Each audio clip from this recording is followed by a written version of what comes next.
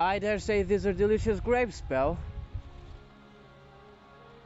Hold on, I'm coming. Make sure not to eat rotten ones. It's hard to tell by a regular eye. This year had a nuance.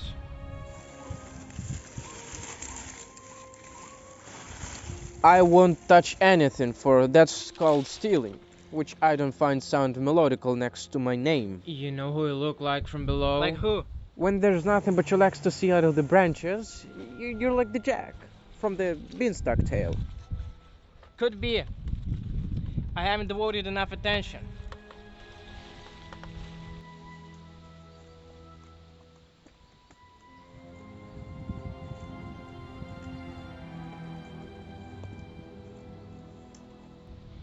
And as for the melody of your name, I'd like to hear it, for my eyes are telling me you're a long way from where you belong to do something business related. I'm Mr. Cooper, detective to be precise. And you, as I'm led to believe, are Victor Williams. In all the glory. So, Mr. Cooper, what brought you down here? Now that I've arrived at the destination, I'm not sure whether it's to taste your grapes or to discuss some business. Conceivably, we could find out while mixing the two components as we share a shadow in your little heaven. If starting trouble isn't your specialty, then I would say yes to all the guests we so rarely have.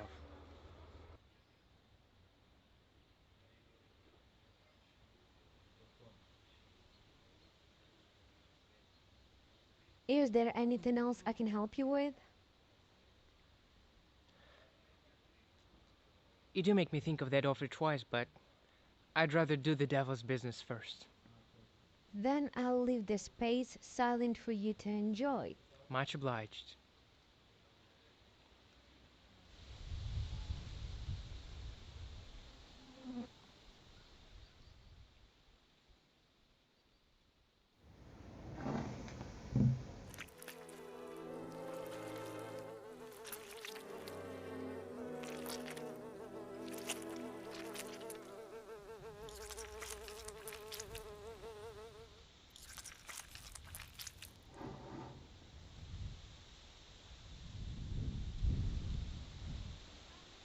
Although these grapes are for wine producing, they taste wonderful with fresh honey. You have a bee farm?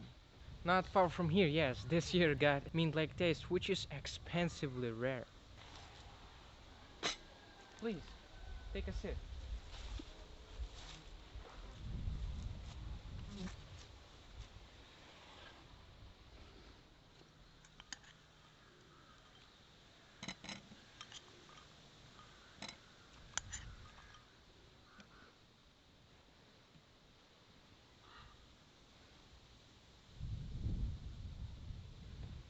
Without further ado,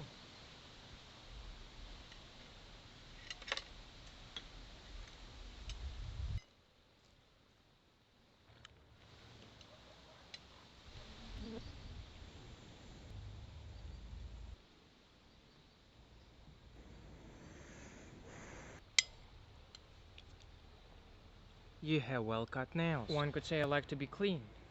What could say the other? That it was just about the time to cut them away. That's the presumption one could refer to as slightly blind. Don't you agree, detective? That is probably the habit you recognize detectives for. Start small, but eventually, more often than not, we do get to the right presumption. The only thing should be considered is time, so to save it up a little bit, I may want to ask you to do something I absolutely adore doing myself, finding answers to questions. To stress your mind a little bit, what do you think fits in the precisely opposite category to the willfully blind, which is willfully sharp-minded? That you hit the bingo, and I'm the one who committed the crime that you're investigating, and am a very good clean-upper would fit just exactly into that category. Oh, you specialize on what it's like to be a detective. Not to say that I'm aware of how realistic Agatha Christie's novels are, but if they happen to have such a quality in common with real cases, then I dare say that I'm a little bit of an expert. It's a pleasure to realize that we have a common ground. I myself am gladly to admit that I have one of her books right by my bedside where I stay. According to the knowledge I gained from Agatha Christie's novels, there ain't much more than one place a person like you could choose to stay in. You know where that is? The woman that rents you out the room. I was helping her out on occasions. Any problems with that? Bad choice as far as I'm concerned. Why is that so? As far as I remember, the window was swung open by slightest wind, meaning the part that was supposed to serve as a locker to it was broken. God only knows what enemy could decide to take advantage of that. My enemies were they belong, by the barrels, and if there are some of them that found a wide enough crack in a wall to squeeze their asses through it, if we'll have enough courage to use the broken window, I will hello every single one of them with my 45. Serves you as your wife? Could almost say that. Pity they don't let you guys marry your weapons. You like scrubbing them on the inside almost the same way, don't you? Not that I take pleasure in admitting something this intimate, but as you put me on the spot, be it. We'll stay honest to another tendency that I have, to tell the truth. So, yes, it happens to be the case that people with this weakness choose the detective's outfits. Too easy to find you with that, but I presume the 45 makes you unbothered by that as well. I'm not undercover, so I may dress whatever my personality finds pleasing. Still, you're not here to beat around the bush as if somebody only tried to step on us now. What do you know? I'd feel guilty for saying something this cliched.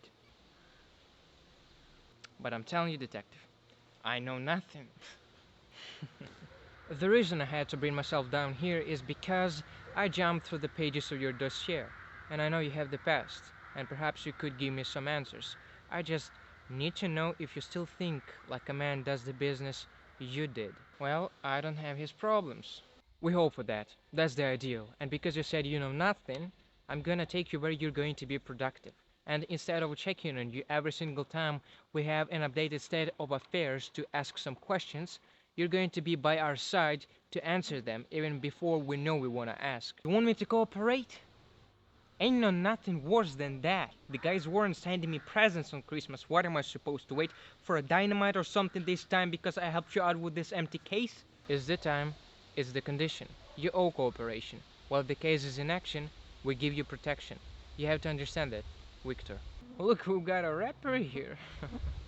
Now the reason why I play all of the parts in the scene is because I live in a village in the middle of nowhere, where not only I have no English speaking actors, I have no actors at all. So the solution to that is very simple. You subscribe, I get 1,000 of you, I get monetized, I get paid, I reinvest the money into what you subscribed for. And for you to comprehend what the hell you just witnessed in this scene is the scene which I wrote during a lecture on how to write not just any dialogue scene, but how to write a screenplay in general. Those lessons are inspired by Quentin Tarantino's teachings, which I have implemented in my writing, so I own them. I just know what they are like by the experience. So, for you to comprehend what that lecture is like, here are some clips for your comprehension. Let me write just a couple of sentences and then I'll explain to you what all of this is about. It's going to turn from a beautiful and complex film into a straight stick to kick your viewers' asses. And now you go with the writer-driven story like this, and this is now a character-driven story. And by the end of it, you feel like it was an adventure. You cannot treat your script as a blueprint. Still like an artist. One of the most required skills of a great writer is just being able